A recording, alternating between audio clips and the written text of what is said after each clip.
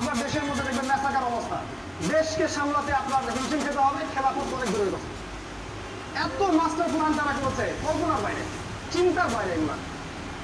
এটা অর্থনৈতিক আগ্রাসন। এরপর কি করলো? এরপর তারা নাটক কিছু করলো। আমি প্রথমে মনে করতাম, আমরা যখন ফিলোসফিতে পড়তাম তখন আমাদেরকে পড়ানো হয়েছিল আরব ইসরায়েল যুদ্ধ ইত্যাদি ইত্যাদি। আমরা তখন মনে করতাম এই যুদ্ধগুলো মনে খুব ভালো, আরবদের সাথে ইসরায়েলের যুদ্ধ হয়েছে কত ভালো। এখন আমরা কোরআন সুন্নাহ রিসার্চ করে বুঝতে পারি যে এই যুদ্ধগুলোর মধ্যে অনেক নাটক ছিল। নাটকগুলো হচ্ছে ইসরায়েল চেয়েছিল বিশ্বের সামনে মুসলিমদেরকে সন্ত্রাসী রূপে উপস্থাপন করতে। ইসরায়েল এত বোকা নয়, সে কখনো আক্রমণ করতে চায় না।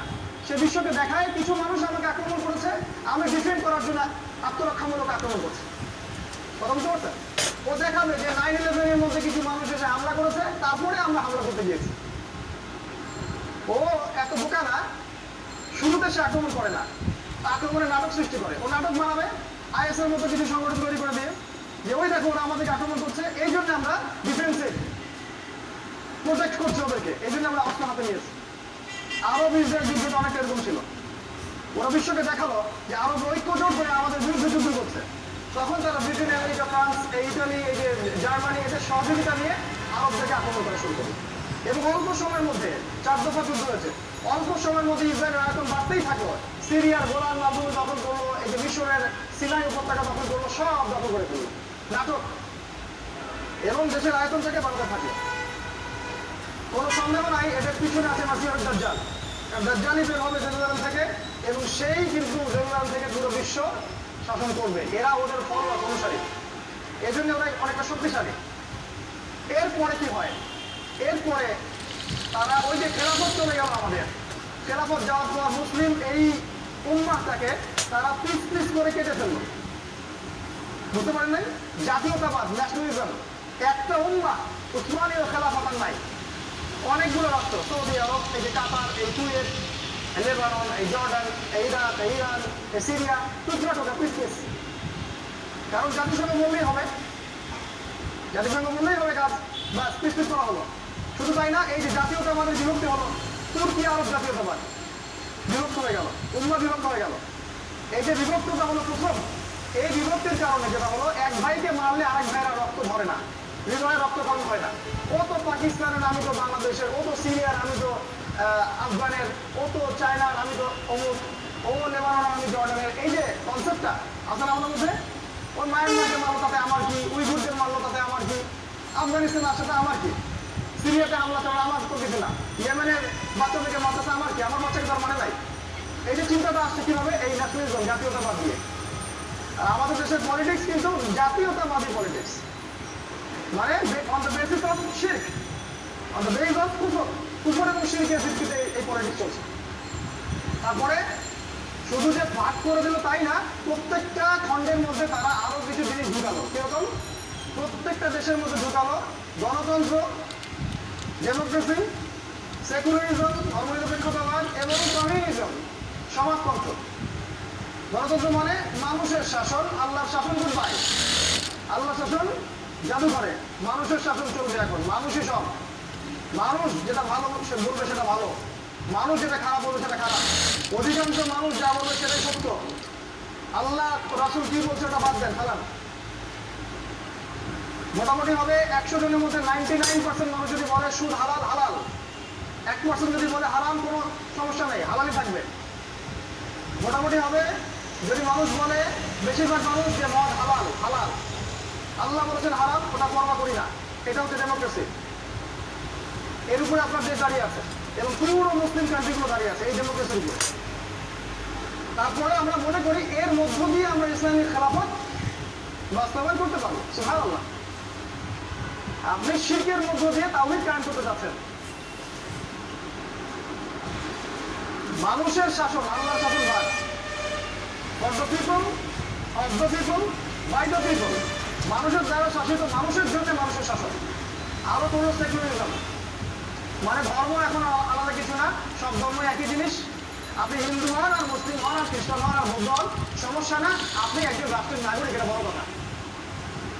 আপনার ধর্মটা বড় কথা নয়, আপনার মানুষ, আপনি মানবতাবাদ, মানুষ, আপনি নাগরিক, এটাই বড় কথা। মানে সব ধর্মের মান সমান। আল্লাহ পাক এটাই বলছেন। আল্লাহ বলছেন ইন্না দীনা ইনদাল্লাহিল ইসলাম, একমাত্র রিলিজিয়ন আল্লাহর কাছে ইসলাম। আল্লাহ বলছেন হুকমুল জাহিলিয়াতি ইয়াবগুন, তারা কি জাহিলিয়াতের হুকুম কামনা করছে?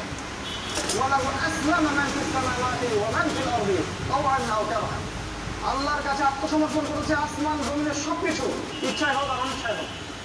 ওয়া মান ইয়াবতাগি গায়রাল ইসলামি দীনান ফালা ইউকবাল মিনহু, ইসলাম ছাড়া কেউ যদি অন্য দিন তালাশ করে কোশ্চিনকালে ওর কাছে কিছুই কবুল করা হবে না। এই আয়াতগুলো কি মিথ্যা? এখানে বলা হলো আপনি হিন্দু হন, মুসলিম হন, খ্রিস্টান হন, কোনো সমস্যা নেই, আপনি একজন মানুষ, এটাই বড় পরিচয়। ধর্ম যার যার, উৎসব কি সবার। আপনি সেকুলার, এখানে সেকুলার মানে হচ্ছে আপনার জীবনের ধর্মটা থাকবে ব্যক্তি জীবনে। মসজিদে কোনায় বসে তসবিহ পড়েন, সুবহানাল্লাহ, আলহামদুলিল্লাহ, কোনো সমস্যা নেই। মসজিদে কোনায় বসে আপনি ইতিকাফ করেন, ধ্যান করেন, কি করেন করেন, কোনো প্রবলেম নাই। কিন্তু ওই ধর্মের কথা রাজনীতিতে বলবেন না, ধর্মের কথাটা অর্থনীতিতে বলবেন না, ধর্মের কথা সামাজিক নিয়মনীতির কথা বলবেন না, সংবিধানের ধর্মের কথা বলবেন না। ওগুলো ধর্মের জায়গায় নয়, ধর্ম মসজিদের জন্য, আর এগুলো আমাদের জন্য। এই আকীদা বিশ্বাস নিয়ে কেউ যদি কবরে যায়, কোনো সন্দেহ নাই সে ব্যক্তি কাফের। এই আকীদা বিশ্বাস নিয়ে কেউ যদি কবরে যায়, কোনো সন্দেহ নাই সে কাফের।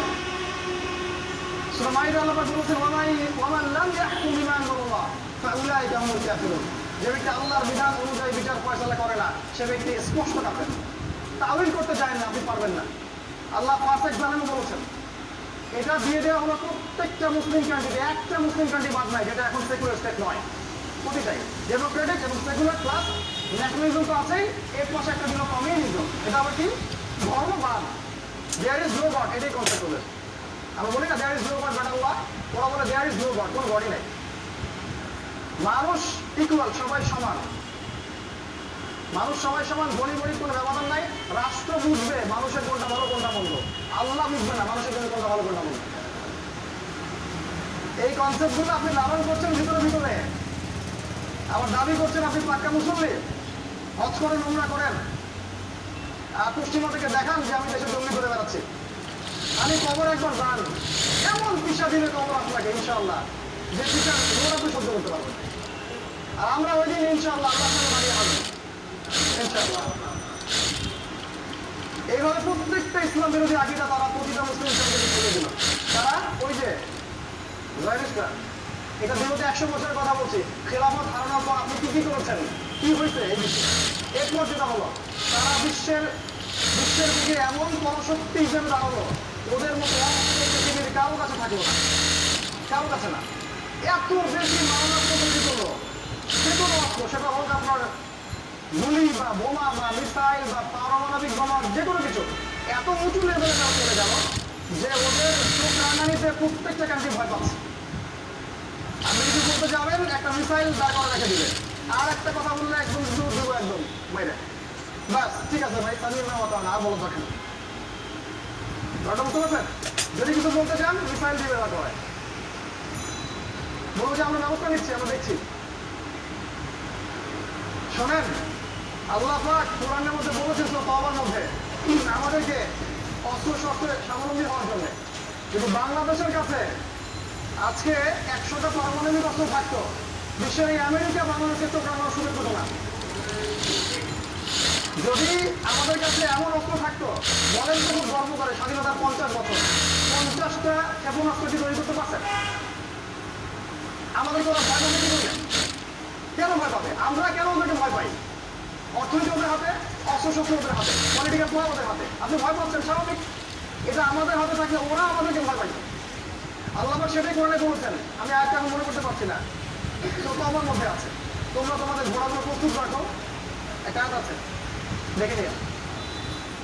তো ওরা অস্ত্রশস্ত্রের ব্যাপক প্রযুক্তিগত সাফল্য অর্জন করলো, এবং দেখেন কয়েকটা পয়েন্ট, ওরা রাজনৈতিক ক্ষমতা অর্জন করলো, অর্থনৈতিক ক্ষমতা অর্জন করলো, অস্ত্র শস্ত্র সুসজ্জিত হলো, পারমাণবিক বোমা তৈরি করলো, এবং তারা মিডিয়া এবং প্রযুক্তি দিয়ে পুরো মুসলিম বিশ্বের মানুষদের ঈমান আকীদা, এই যে তেজ বা নূরটা আছে, এটাকে ধ্বংস করে ফেললো। রাজনৈতিক বিষয়ের মতো বললাম, অর্থনৈতিক বিষয়ে বললাম, সুদ দিয়ে, অস্ত্রশস্ত্রের কথা বললাম, মিডিয়াগুলো দিয়ে দেখবেন, মিডিয়া দিয়ে ওরা দিনকে রাত বানায়। দিনকে রাত আজকে দিন